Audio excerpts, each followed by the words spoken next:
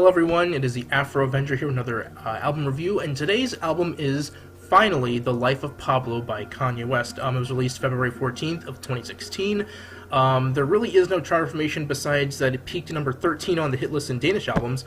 It was released on the labels Good Music and Def Jam, and it doesn't really have any, any singles, unless you want to count Wolves, Real Friends, No More Parties in LA, and Fact as singles. So without further ado, let's get this started. After numerous title changes going from So Help Me God way early on to Swish to Waves, we finally have the title The Life of Pablo, Kanye's latest album, and apparently not the only one he'll be releasing this year, but that discussion is for a later date. We're here to talk about The Life of Pablo, the album we've waited about 3 years for when we were only supposed to wait one. Yes, this album was slated for release in 2014 after the release of Kanye's previous album, Yeezus, but it took quite a bit longer than expected, with Kanye constantly saying over and over again that it's almost done, or it's finished, but then waiting another year to put it out. Speaking of Yeezus, a lot of people were wondering prior to this album releasing what the musical style would be like. Would it go back to the soulful sample production of The College Dropout? Would it use the electronica/stadium-influenced Graduation sound? Would it utilize the minimalistic, futuristic R&B style of 808s and Heartbreak? Or would it use the experimental, industrial, Death Grips-esque style of Yeezus? I, as well as many others, were pleasantly surprised to find that The Life of Pablo actually blends just about everything Kanye has done in the past on one record.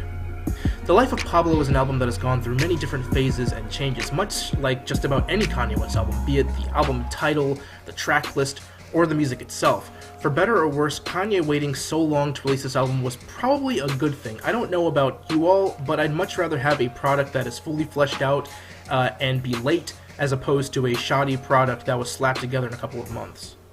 Much of this album sees Kanye using a lot of soul samples, something he's quite well known for, but aside from that, Kanye is actually doing something rather new with his music, and that's adding elements of gospel music. In his own words, this is a gospel album with swearing. That pretty accurately sums up portions of this album, but certainly not all of it, and I wouldn't really call this a gospel album as much as I would say it's a hip-hop album with gospel influences. Tracks like the opener Ultralight Beam, Low Lights, and Fade are quite good examples of this. Ultralight Beam, which Kanye first premiered during Saturday Night Live, is quite literally a gospel song. The style is very much in the same vein as gospel artists like Ty Tribbett and Kirk Franklin, who was actually featured on this track. That got a lot of church folk mad, but I thought his addition on this track was great. It also features Chance the Rapper, and he kills it on this track. It has a very similar message that Jesus Walk had from Kanye's first album, where he's proclaiming his faith in God and that he is indeed a Christian. The gospel choir just really adds the icing onto the cake on this incredible opener. After that, there's a two-parter called Father Stretch My Hands. These tracks are much more hip-hop oriented, having elements of electronica and trap, two things Kanye is quite used to fusing. Much of it is talking about how Kanye wants to be liberated from whatever may be holding him down, as well as an argument he's had with his lover. However, the part about the model and the bleach, I really could have done without. Father Stretch My Hands Part 2 is actually one of my favorite tracks on the entire album. Two really cool tracks that come in quite early on this LP. The first part features Kid Cudi, who we haven't seen on a Kanye album since My Beautiful Dark Twisted Fantasy, while the second part features a new, young New York rapper that Kanye just recently signed named Designer, who makes frequent appearances on this album. Everybody thought it was Future when they first heard it, being that Designer sounds very much like Future. Now, I didn't really mention My Beautiful Dark Twisted Fantasy in the beginning, but several of the tracks actually carry a lot of the same kind of style that was on the album. Famous and Waves, I felt, were very much in the style of Dark Twisted Fantasy, and that they carried a lot of what Kanye was doing during that period, where he was mixing a lot of different styles together into a musical melting pot, which is one of the reasons why it's considered his best work. Soul, electronica, hip-hop, alternative rock, trap, and just an overall sense of full production quality. Famous features Rihanna, and the song itself has caused quite a bit of stir, being that it references Kanye and Taylor Swift having sex, and we know this has been an on and off again feud since like 2009. Waves features Chris Brown and is apparently the reason the album was so late dropping, being that it didn't release the day it was supposed to.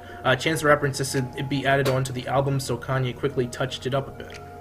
Perhaps the most prevalent theme of this album is Kanye looking back on his life. So in other words, this is a retrospective album, which is most likely why he implements just about every style he's used up to this point, and why many of these tracks reflect on past events, such as the Taylor Swift VMA thing. Famous is basically a track where Kanye is breaking up with Fame, and Rihanna is meant to represent Fame, and how even though Fame loved Kanye, she doesn't blame him for wanting to leave it. It samples Nina Simone's Do What You Gotta Do, and even has Swiss Beats doing some ad-libs. Feedback is the first track to make any reference to Pablo on this album. In fact, there's actually more than one Pablo that Kanye is referring to on this album, and the whole reason for giving the album such a name is because he's relating his life to both. In other words, he is Pablo. On this track, he's talking about the infamous drug lord Pablo Escobar, and how he too lived a very lavish lifestyle during his heyday, but also would go all out because of Fame. Pablo bought guard dogs, Kanye lashes out. This track actually mimics the sound of microphone feedback for the beat, giving it a signature sound in a very fitting title, of course. Again, more references to past events, and even making references to the Black Lives Matter movement with the line, "Hands up, we just doing what the cops taught us." He's drawing comparisons between putting your hands up at a concert, which he's very well known for, telling his audience anyways, and putting your hands up as to hopefully not get shot by the police. Now, Lowlights and Highlights are two completely different tracks in terms of theme, despite one being after the other and having similar titles. Lowlights is actually a track of a woman exhorting, talking about the greatness of God, which is found on a lot of gospel records with a simple piano chord progression and repeating beat in the background. After which is Highlights, which talks about Kanye wanting to make literal highlights of his life, in other words, all of the good parts. It features uncredited vocals by Young Thug as well. One thing I really have to stress about this album is how Kanye is actually spitting bars. A lot of people didn't like Yeezus because of the lack of bars. It had great memorable lines, but not a lot of Kanye spitting, minus tracks like Black Skinhead. This album has Kanye going back to rapping as opposed to mostly singing. Of course, he does a great deal of singing on this album, but there's a good balance between singing and rapping, so it's all equal, and his lines are great on this record. Tracks like No More Parties in LA, Highlights, Feedback, and Real Friends are excellent examples of that.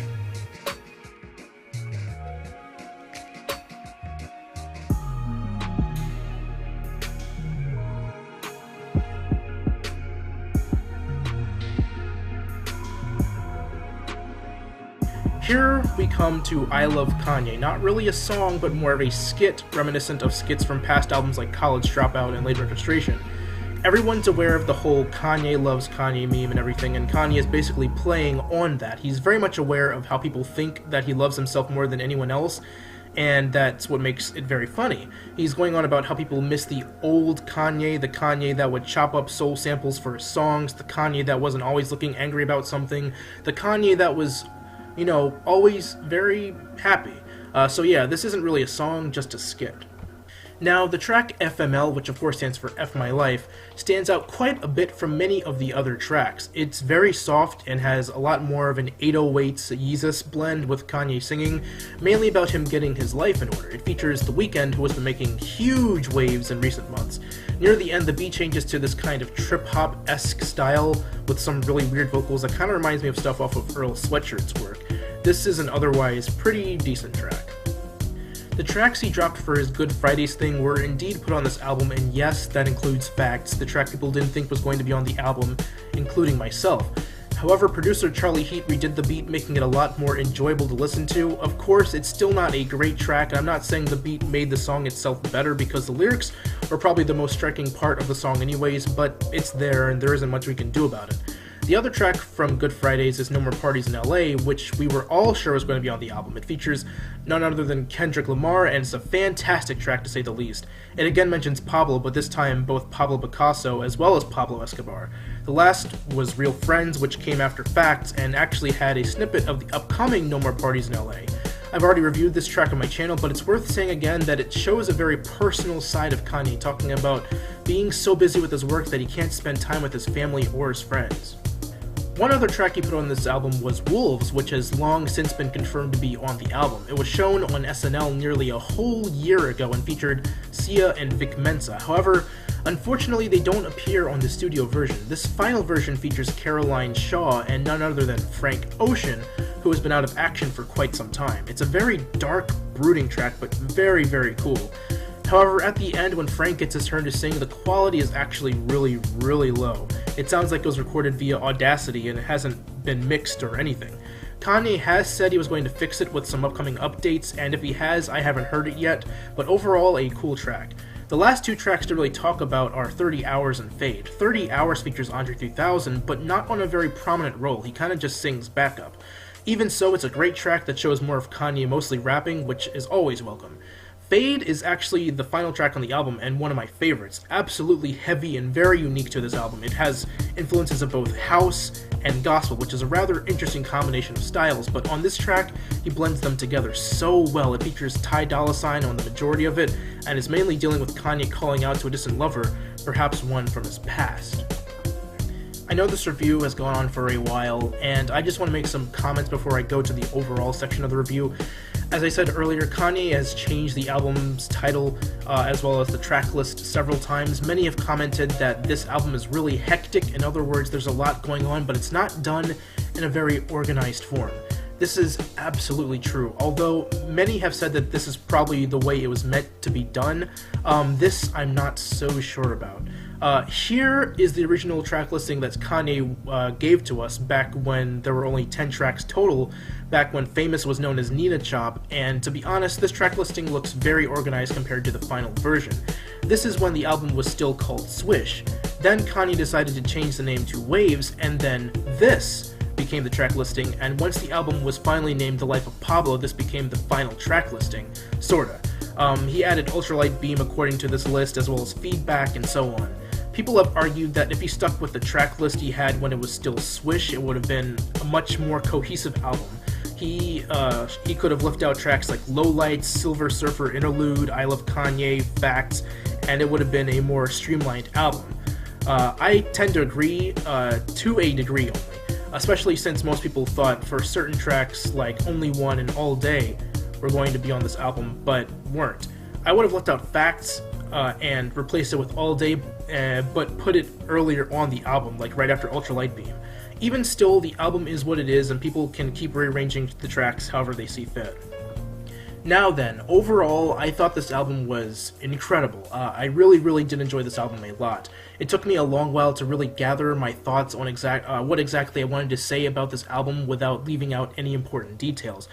I thought the music was great, even the improvements on tracks like Facts and Wolves. I thought the lyrics were great as Kanye was going back to rapping more than singing and occasionally rapping some subpar lines like in Yeezus. And this album was tons better than Yeezus, speaking of which. People were really afraid this would be in some cases worse than Yeezus, which has been considered by many to be a dud of an album. Now, whether it's better than albums like My Beautiful Dark Twisted Fantasy or Late Registration or any of Kanye's past works is still up for debate. I love the way Kanye blended elements of gospel with hip-hop, house, trap, dance electro, industrial, and a bunch of other styles of music. Really impressive work. However, I honestly could have done without tracks like Freestyle 4 or even Facts for that matter. Yes, I liked the improvements, but nobody was really expecting it to be on the album and figured All Day would make it on for sure, and the fact that Facts made it but All Day didn't is a little strange to me. Despite this album being really chaotic in terms of how it flows, which it kind of doesn't, many of the themes were still intact in terms of dealing with past events and such, and Kanye's relation to the various Pablos he mentions on the album. I definitely recommend this album if you already have a Tidal account or if you can cop it by any legal means necessary. Anyways, that does it for this album review. I know it was really lengthy, but thank you all for watching if you watched it all the way through. I hope you all enjoyed, and if you did enjoy, please hit that like button and also subscribe if you want to see more. And if there's a song or an album that you want to see reviewed on this channel, leave a comment down below, or check out my Facebook or my Twitter. Both of the links are in the description. But anyways, I will see you all in the next video. Thank you again for watching. So long.